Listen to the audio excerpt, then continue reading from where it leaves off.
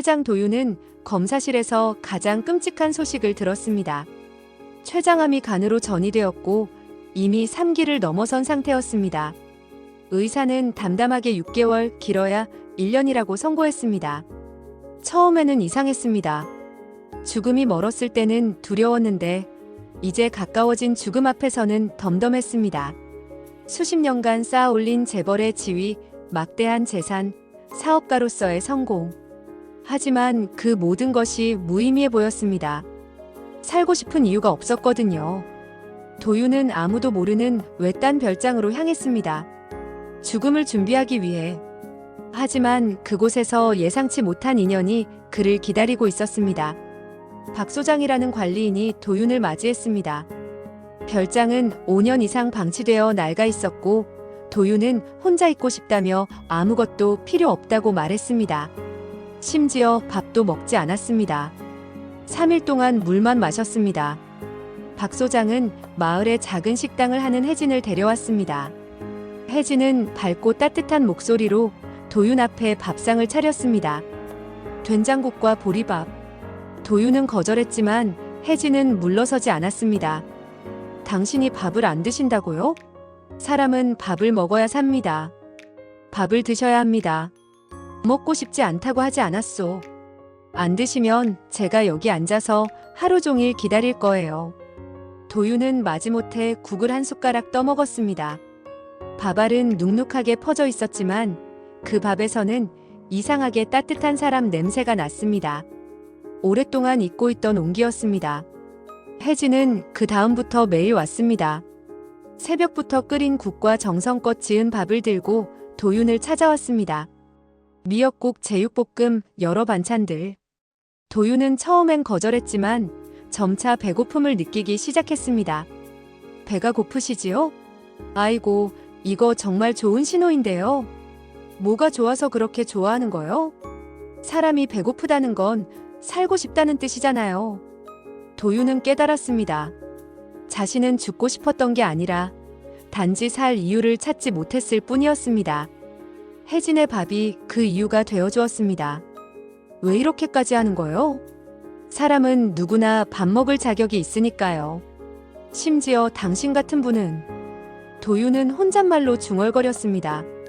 평생 사람들을 짓밟고 살았는데 누군가가 나를 이렇게 챙겨줄 리가 없지. 하지만 혜진은 계속했습니다. 마치 그것이 가장 당연한 일이라는 듯이. 어느 날 혜진이 도윤을 자신의 작은 식당으로 초대했습니다.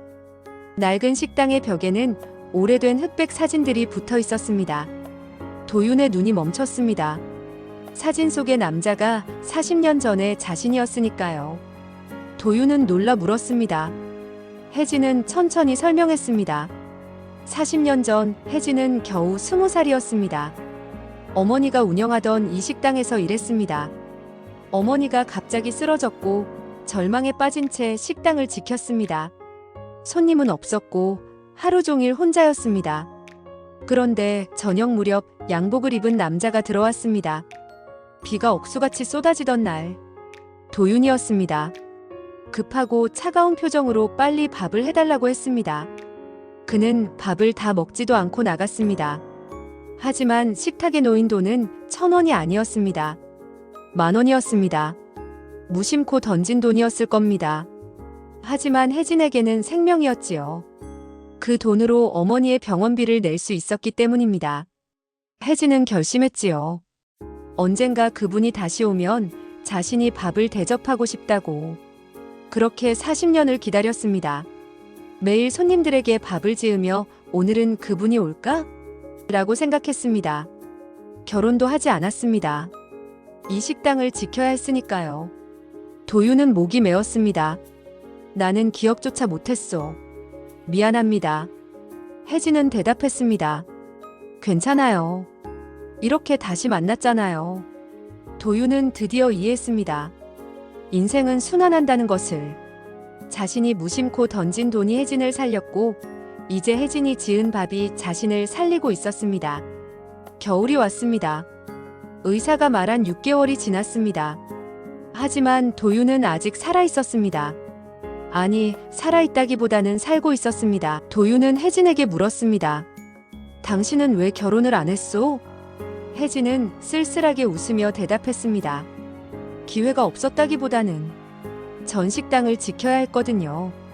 그 사람을 기다리면서요. 나를 말이요? 네. 바보 같죠? 얼굴도 제대로 기억 안 나는 사람을 40년이나 기다렸으니. 근데 다행이에요. 그 기다림이 헛되지 않았으니까요. 도윤은 병원에 가겠다고 결심했습니다. 수술이 가능하다면 해보려고 했습니다. 더 오래 혜진의 밥을 먹고 싶었거든요. 하지만 검사 결과는 절망적이었습니다. 이미 너무 많이 퍼졌고 수술은 불가능했습니다. 남은 시간은 한 달뿐. 도윤은 말했습니다. 충분하오. 한 달이나 남아있으니까. 당신을 만나기 전엔 하루도 버티기 힘들었소.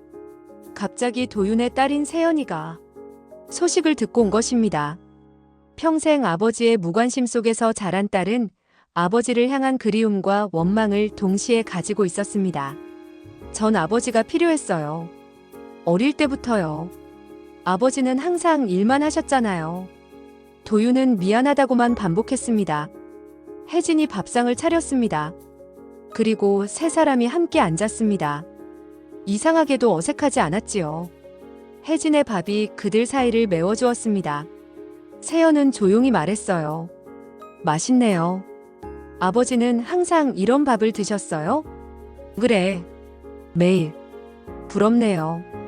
한 번도 아버지랑 밥 먹어본 기억이 없는데. 그날부터 세연은 매일 왔습니다. 그들은 밥상 앞에서 평생 못 나눈 대화를 나눴습니다. 도윤의 상태는 점점 나빠졌습니다. 어느 날 그는 마지막 부탁을 했어요. 내일 아침 된장국을 진하게 끓여주시겠소? 네, 제일 맛있게 끓여드릴게요. 도윤은 재산의 절반을 기부하기로 결심했습니다. 한 그릇 식당 재단을 만들어 외로운 사람들, 배고픈 사람들에게 밥을 나눠주기 위해서였습니다. 마지막으로 그는 혜진에게 편지를 남겼습니다. 차마 직접 말하지 못해서 편지로 남기오. 사랑하오, 혜진 씨. 당신이 내 인생의 마지막 봄이었소. 다음 날 새벽 혜진은 평소보다 일찍 일어나 된장국을 끓였습니다. 정성껏 마음을 담아서요. 별장에 도착했을 때 햇살이 창문으로 비스듬히 들어오고 있었습니다. 도윤은 식탁에 앉은 채로 고요히 잠들어 있었습니다. 손에는 숟가락이 쥐어져 있었습니다. 마치 밥을 기다리는 것처럼. 그의 얼굴은 평온했어요. 봄이 왔습니다. 도윤이 떠난 지 반년이 흘렀습니다. 혜진은 식당의 이름을 바꿨습니다. 한 그릇 식당으로요. 도윤의 뜻을 이어받아 외로운 사람들과 배고픈 사람들에게 무료로 밥을 나눠주고 있습니다. 손님들은 말합니다. 이 집 밥이 참 따뜻하네요. 세연도 함께합니다. 아버지가 그렇게 좋아하던 밥을 배우고 이제는 직접 짓고 있습니다. 혜진은 오늘도 밥을 짓습니다. 정성껏 마음을 담아서요. 누군가의 인생을 바꿀 수도 있다는 생각으로요. 손님들이 모여듭니다. 웃음소리가 들립니다. 이제 그 식당의 밥에는 도윤의 온기가 담겨 있습니다. 두 사람의 만남은 짧았지만 그 여운은 영원합니다. 누군가의 따뜻함이 되고 누군가의 이유가 되면서 우리는 살아갑니다. 죽음 앞에서도 밥 한 그릇은 따뜻했습니다. 돈도 권력도 아닌 사람의 온기. 그것만으로 충분합니다. 이것이 그들이 우리에게 남긴 이야기입니다.